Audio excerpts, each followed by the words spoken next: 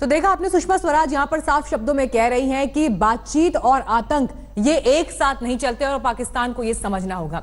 लेकिन सवाल ये उठता है कि अगर मसूद अजहर ग्लोबल आतंकवादी घोषित हो जाता तो इससे उसकी सेहत पर क्या असर पड़ता, तो इसका जवाब भी हम आपको दिखाते हैं। लेकिन इससे पहले आपको दिखाते हैं कि कल से लेकर अब तक जो हुआ, क्योंकि ये देखना बहुत जरूरी है कि चीन के स्टैंड की वजह से तस्वीर कैसे बदली है। मसूद की ढाल बना चीन, आतंकी पर फिर मेहरबान हुआ चीन, यूएन में चौथी बार चीन का वीटो, भारत का गुनहगार चीन का चहेता।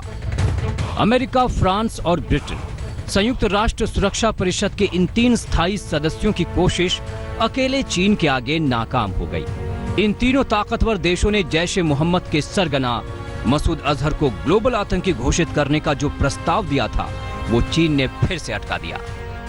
जैसा अंदेशा था वही हुआ। यूएनएससी की सैंक्शंस कमेटी के सामने ऑब्जेक्शन करने का वक्त खत्म होने से करीब 2 घंटे पहले ही चीन ने अजहर के खिलाफ प्रपोजल को होल्ड कर दिया।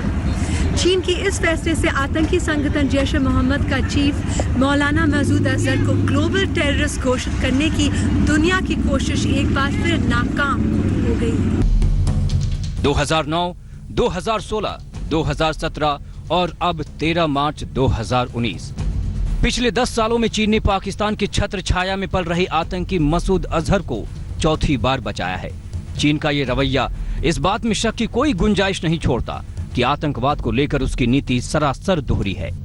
हर बार की तरह इस बार भी चीन ने मसूद अजहर के बैन पर रोक लगाया। इससे साफ पता चलता है कि चीन के तय नीति के मुताबिक वो पाकिस्तान के साथ ही खड़ा मिलेगा। चीन अच्छे और बुरे आतंकवादियों में फर्क करता है और उसके लिए मसूद अजहर एक अच्छा आतंकवादी है। हर बार की तरह इस बार भी चीन को मसूद के खिलाफ सबूतों में दम नजर नहीं आया। सबूत के तौर पर भारत ने यूएनएससी में मसूद का ऑडियो टेप सौंपा था। टेप में मसूद अजहर पुलवामा के हमलावरों की तारीफ करता सुनाई दे रहा है। भारत ने पुलवामा हमले से पहले और बाद में जैश आतंकियों के फोन की रिकॉर्डिंग सौंपी। फोन रिकॉर्डिंग से पुलवामा हमले में जैश के शामिल होने की बात साबित होती है। लेकिन चीन दलील दे रहा है कि भारत के दावों की अच्छी तरह पड़ताल की जानी चाहिए।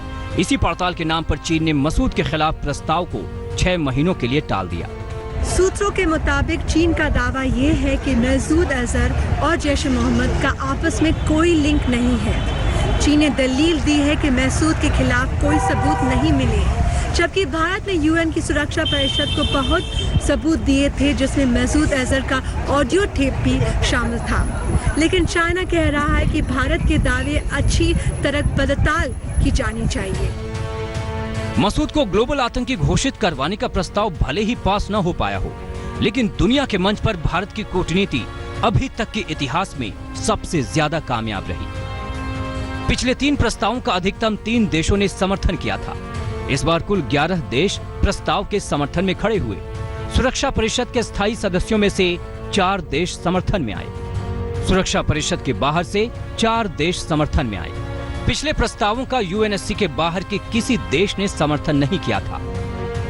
चीन ने भले ही मसूद अजहर को फिर से बचाकर अपने चहेते पाकिस्तान पर एहसान लाद दिए हों, लेकिन इस बार मसूद अजहर के खिलाफ आए प्रस्ताव को जो रिकॉर्ड तोड़ समर्थन मिला है, उससे चीन को अपने दामन पर आतंक के दाग छिपाना मुश्किल पड़ जाएगा।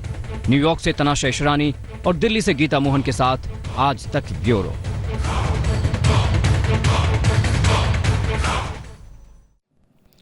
लेटेस्ट खबरों के लिए यूं ही देखते रहिए आज तक, और इस वीडियो के पसंद आने पर लाइक, शेयर एंड सब्सक्राइब करना ना भूलें।